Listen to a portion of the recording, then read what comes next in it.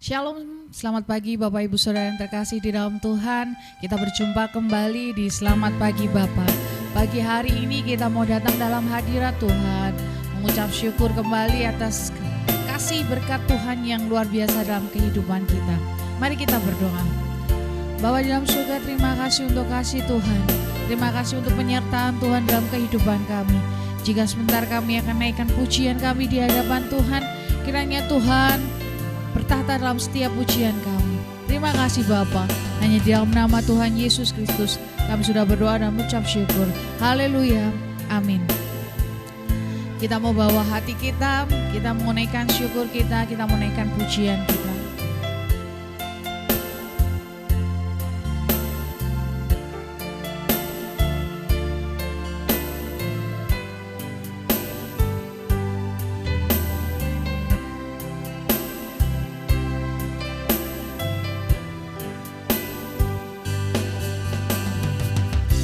Jalanmu tak terselami oleh setiap hati kami, namun satu hal ku percaya, ada rencana yang indah.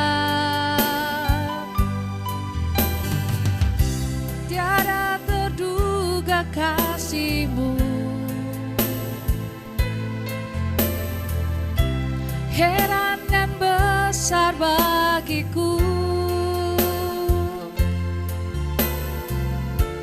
arti kehadiran-Mu selalu nyata di dalam hidupku.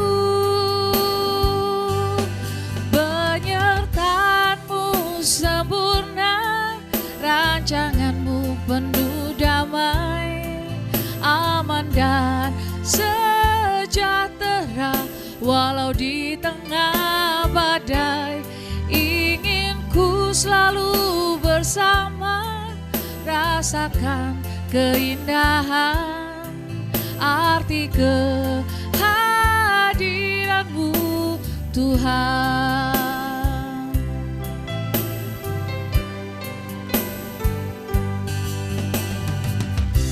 Jalan-Mu tak terselami oleh setiap hati kami, namun satu hal ku percaya, ada rencana yang indah. Tiada terduga kasih-Mu, heran dan besar bagiku, arti kehadiran-Mu selalu nyata di dalam hidupku. Penyertaan-Mu sempurna, rancangan-Mu penuh damai, aman dan sejahtera. Walau di tengah badai, ingin ku selalu bersama, rasakan keindahan arti kehadiran-Mu Tuhan. Penyertaan-Mu sempurna, rancangan-Mu penuh damai, aman dan sejahtera. Walau di tengah badai, ingin ku selalu bersama, rasakan keindahan arti kehadiran-Mu Tuhan, arti kehadiran-Mu Tuhan.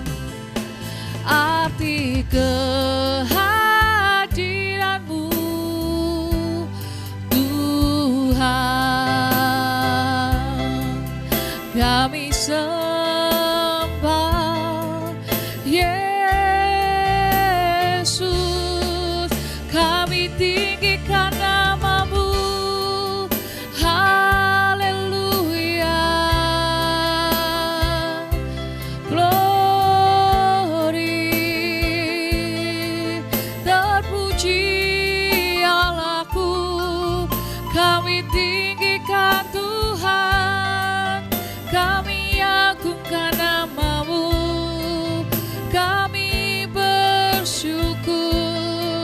Terima kasih Tuhan, terima kasih Allahku. Haleluya. Hosana bagimu, terpuji nama-Mu. Oh, penyertaan-Mu sempurna, rancangan-Mu penuh damai, aman dan sejahtera. Walau di tengah badai, ingin ku selalu bersama, rasakan keindahan arti kehadiran-Mu Tuhan. Penyertaan-Mu sempurna, rancangan-Mu penuh damai, aman dan sejahtera. Walau di tengah badai, ingin ku selalu bersama, rasakan keindahan arti kehadiran-Mu Tuhan. Arti kehadiran-Mu Tuhan. Arti kehadiran-Mu Tuhan. Terima kasih Tuhan untuk pagi hari ini Kau hadir di tengah-tengah kami. Kami mengucap syukur Tuhan untuk kasih setia Tuhan yang begitu luar biasa.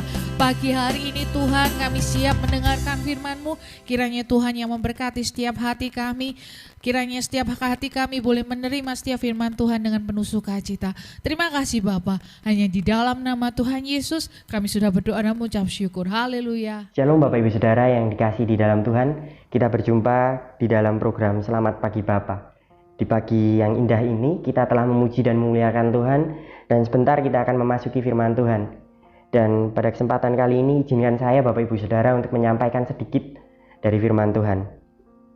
Bapak Ibu Saudara, pasti kita semua mengenal apa yang namanya lupa. Apa yang namanya kita terkadang lupa akan suatu hal. Dan kalau boleh saya kategorikan Bapak Ibu Saudara, lupa ini adalah salah satu bagian dari sifat dasar manusia. Setiap manusia, sekalipun mereka dikaruniai, ada beberapa orang khusus dengan karunianya pandai mengingat detail-detail tertentu, pasti mereka seringkali mengalami yang namanya lupa. Dan tidak dipungkiri, setiap orang pasti pernah mengalami lupa. Maka kalau boleh saya kategorikan, lupa ini adalah satu sifat dasar yang dimiliki oleh setiap manusia. Setiap manusia pasti pernah mengalami apa yang namanya lupa. Karena demikianlah sistem otak yang kita miliki Bapak Ibu Saudara. Kita cenderung lebih mengingat hal-hal yang kita anggap penting. Nomor telepon, alamat, nama lengkap, tempat tanggal lahir. Kita cenderung mengingat hal-hal yang kita anggap penting. Dan kita cenderung lebih mudah untuk melupakan hal-hal yang mungkin tidak kita anggap penting. Seiring berjalannya waktu, hal-hal yang tidak kita anggap penting ini akan mulai pudar. Memori kita pudar dan kita cenderung lebih mudah melupakannya. Nah Bapak Ibu Saudara, pada kesempatan kali ini saya akan membahas tentang yang sering dilupakan. Nah, selama 1 bulan ini Bapak Ibu Saudara kita mempelajari bahwa Kristus adalah batu penjuru. Di dalam surat 1 Petrus 2 ayat yang ke-6, kita mempelajari bersama bahwa Rasul Petrus mengutip apa yang Nabi Yesaya tuliskan. Bahwa Kristus adalah batu penjuru yang telah dipilih Allah dan telah diletakkan oleh Allah. Dan Petrus pun menjelaskan di dalam 1 Petrus 2 ayat yang ketiga sampai yang kelima bahwa kita orang-orang Kristen yang telah bertobat. Kita orang-orang Kristen yang telah mengecap kebaikan Tuhan adalah batu hidup. Kita adalah batu hidup yang dibangun di atas Kristus sebagai batu penjuru. Kita dibangun di atas Kristus sebagai batu penjuru. Nah, peristiwa ini ketika kita dibangun di atas Kristus sebagai batu penjuru, itu memiliki arti bahwa kita memiliki identitas baru. dan tentunya tugas yang baru pula. Ketika kita dibangun di atas Kristus, ketika kita bertobat, mempercayai Kristus, kita dibangun di atasnya, kita memiliki identitas baru. Dan tidak hanya identitas baru saja Bapak Ibu Saudara, identitas baru dan tugas yang baru di dalam Kristus. 1 Petrus 2 ayat yang ke-9, demikian firman Tuhan. Tetapi kamulah, inilah identitas baru kita. Dan ini sangat kontras dengan apa yang mereka menolak Kristus lakukan. Ketika orang-orang yang menolak Kristus akan hancur. Tetapi kamulah, tetapi kitalah, bangsa yang terpilih, imamat yang rajani, bangsa yang kudus, umat kepunyaan Allah sendiri, supaya kamu memberitakan perbuatan-perbuatan yang besar dari Dia, yang telah memanggil kamu keluar dari kegelapan kepada terangnya yang ajaib. Ini adalah satu paket, identitas baru dan tugas baru. Kristus di dalamnya, kita di dalam Kristus memiliki identitas baru dan tugas yang baru. Nah, sayangnya Bapak Ibu Saudara, terkadang identitas dan tugas yang baru ini tidak berjalan dengan semestinya. Identitas dan tugas yang baru ini tidak berjalan dengan baik. Karena kita terkadang melupakan dua hal yang penting. Kita terkadang melupakan dua hal yang sangat penting, yang sangat mendasar dalam kehidupan kita. 1 Petrus 2 ayat yang 10, demikian firman Tuhan. Kamu yang dahulu bukan umat Allah, tetapi yang sekarang telah menjadi umatnya. Yang dahulu tidak dikasihani, tetapi yang sekarang telah beroleh belas kasihan.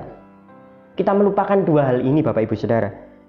Kita melupakan bahwa kita yang dahulu bukan umat Allah, namun di dalam Kristus kita menjadi umat Allah. Kita melupakan bahwa ketika kita dahulu tidak dikasihani, tapi di dalam Kristus kita beroleh belas kasihan.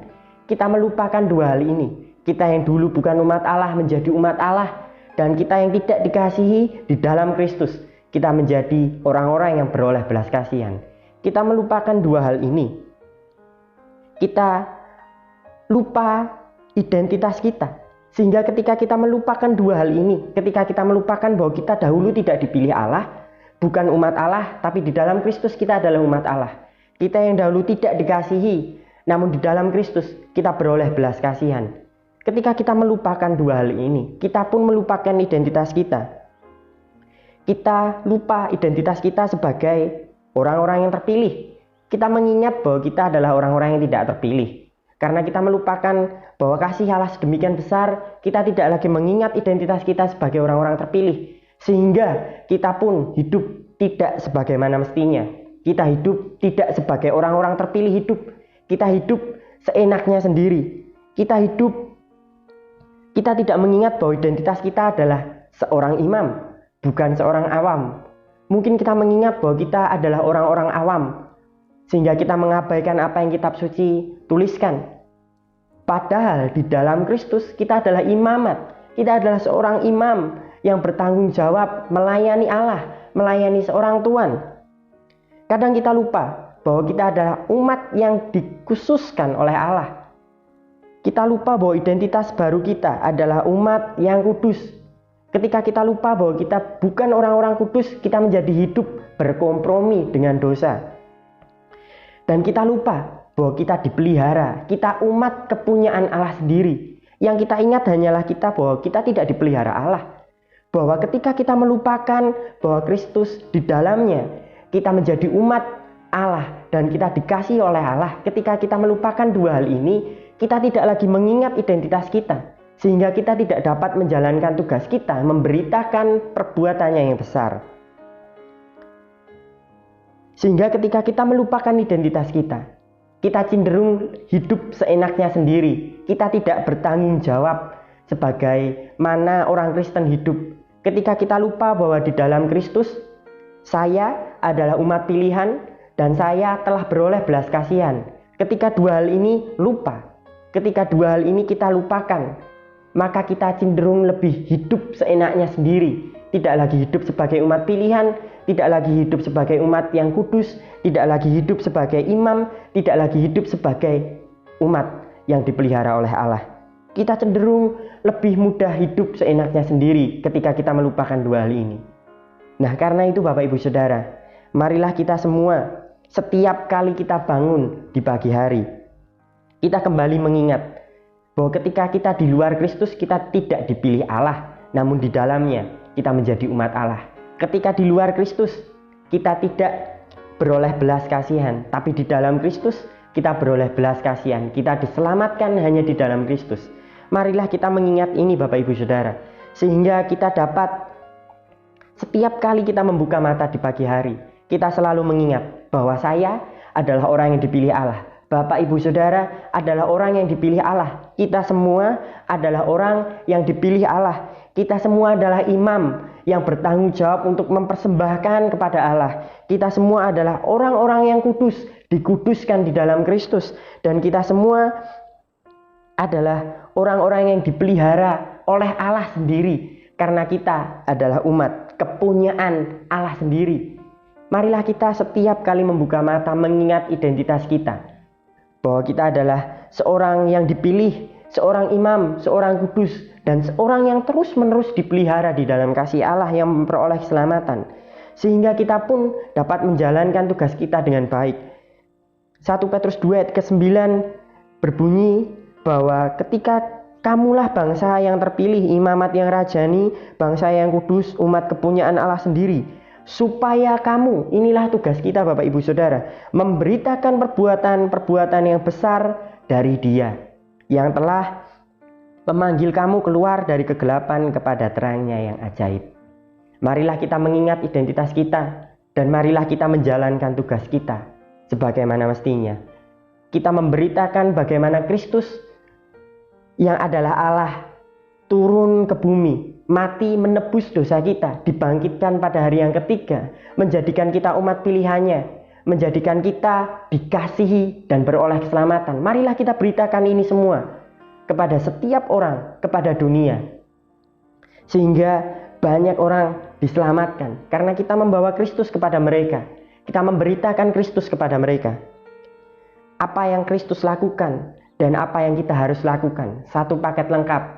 Di dalam Kristus kita beroleh identitas baru, dan di dalam Kristus pula kita beroleh tugas yang baru.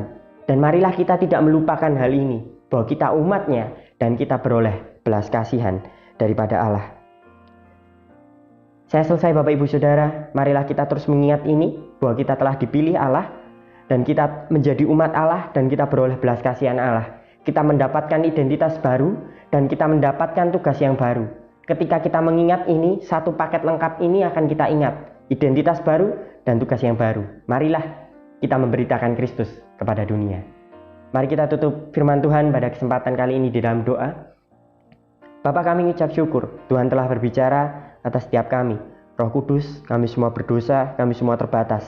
Sehingga kami memerlukan tuntunan dari Roh Kudus untuk memahami setiap firman yang Tuhan beritakan pada kesempatan hari ini. Sehingga kami boleh terus-menerus diperingatkan, boleh terus-menerus bertumbuh, boleh terus-menerus ditegur, dibimbing untuk tetap tinggal dalam kebenaran Allah. Bahwa kami memiliki identitas baru di dalam Kristus, dan bahwa kami memiliki tugas yang baru di dalam Kristus untuk memberitakan perbuatan Kristus yang ajaib. Dan biarlah lewat cara hidup kami yang dilihat oleh dunia, sekalipun kami hidup di dalam dunia yang kotor, namun kami harus hidup sebagaimana umat pilihan Allah hidup.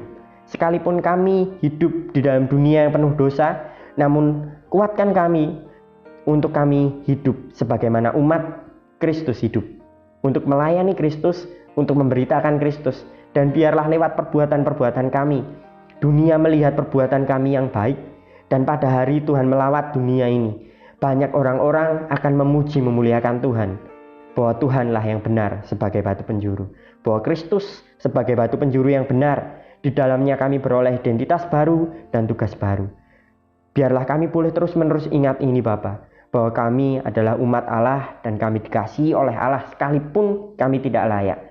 Dan lewat kami mengingat ini, biarlah Tuhan bekerja agar kami mengingat identitas kami dan menjalankan tugas kami dengan baik. Terima kasih Bapa, kami siap menjalankan hari ini dengan membagikan Kristus lewat tingkah laku kami, lewat perbuatan kami, bahkan lewat tutur kata kami. Semuanya memberitakan Kristus. Di dalam nama Allah Bapa, Kristus Yesus, dan Roh Kudus, kami berdoa. Amin.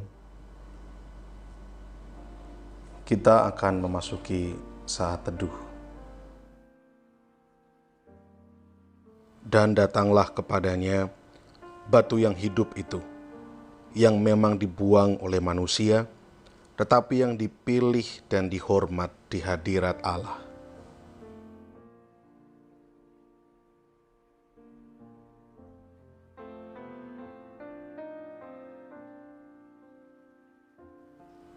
Dan biarlah kamu juga dipergunakan sebagai batu hidup untuk pembangunan suatu rumah rohani, bagi suatu imamat kudus, untuk mempersembahkan persembahan rohani yang karena Yesus Kristus berkenan kepada Allah.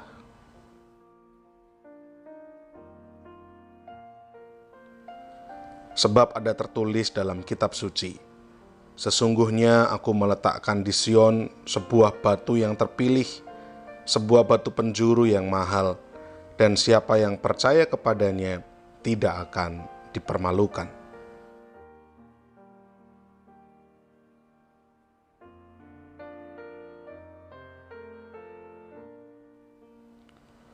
Karena itu bagi kamu yang percaya, ia mahal. Tetapi bagi mereka yang tidak percaya, batu yang telah dibuang oleh tukang-tukang bangunan telah menjadi batu penjuru, juga telah menjadi batu sentuhan dan suatu batu sandungan. Kita akan bersama-sama menaikkan pokok-pokok doa sesuai dengan daftar yang tercantum di layar.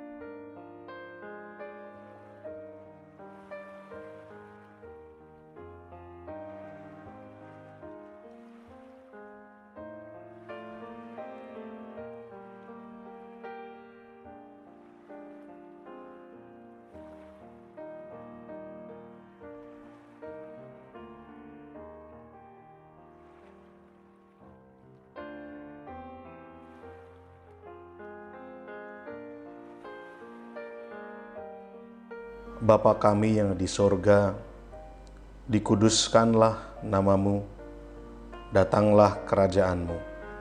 Jadilah kehendakmu di bumi seperti di sorga. Berikanlah kami pada hari ini makanan kami yang secukupnya, dan ampunilah kami akan kesalahan kami, seperti kami juga mengampuni orang yang bersalah kepada kami. Dan janganlah membawa kami ke dalam pencobaan, tetapi lepaskanlah kami daripada yang jahat. Karena Engkaulah yang empunya kerajaan dan kuasa dan kemuliaan sampai selama-lamanya. Amin. Puji Tuhan Bapak Ibu Saudara yang terkasih dalam Tuhan, kita sudah mendengarkan firman Tuhan pada pagi hari ini, dan kiranya setiap firman Tuhan boleh menjadi berkat untuk kita semua. Pagi hari ini saya akan informasikan kegiatan sepekan MCC. Hari Senin ada latihan tamborin setiap jam 5 sore. Lalu hari Kamis ada latihan musik dan pujian setiap jam 6:30 malam. Lalu hari Jumat ada menara doa kota di Hotel Haris lantai 16 setiap jam 6 sore. Lalu hari Sabtu ada ibadah pemuda remaja Metanex setiap jam 5:30 sore.